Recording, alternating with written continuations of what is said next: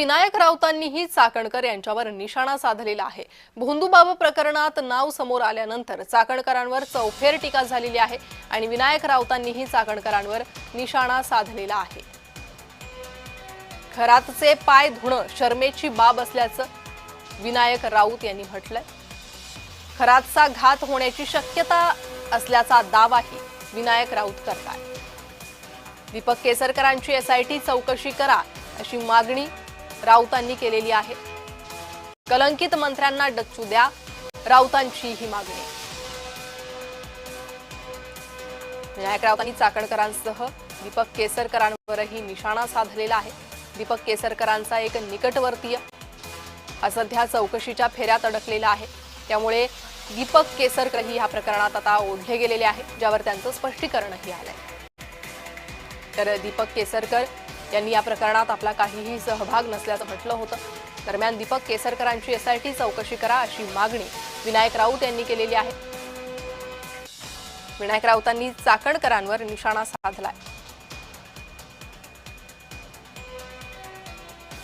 माझी माननीय मुख्यमंत्री देवेंद्र फडणवीस यांना विनंती आहे की ज्या भ्रष्टाचारी आणि कलंकित मंत्र्यांना माननीय मुख्यमंत्री देवेंद्र फडणवीस यांना विनंती आहे की ज्या भ्रष्टाचारी आणि कलंकित मंत्र्यांना कॅप्टन खरात याच्या व्हिडिओतून वाचवण्यासाठी तुमच्यावर अनेक प्रकारचा दबाव येईल, परंतु त्या दबावाला भीक न घालता खरात याचे व्हिडिओ पूर्णपणे मोकळे करा, उघड करा आणि जनतेसमोर सुद्धा आणा आणि ह्या कलंकित असलेल्या तुमच्या मंत्रिमंडळातील मंत्र्यांना हकालपट्टी करा।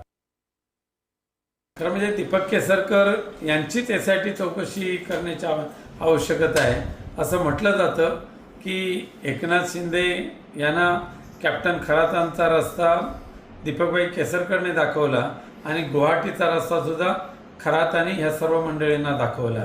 त्यामुळे भ्रष्टाचारी आणि अत्यंत कलंकित असलेल्या कॅप्टन खराताच्या जाळ्यामध्ये जे मंत्री आहेत किंवा कॅप्टन खरातांच्या सेवेमध्ये जे मंत्री मग्न झाले होते त्या सगळ्यांची मंत्रिमंडळातून हकालपट्टी होण्याची आवश्यकता आहे।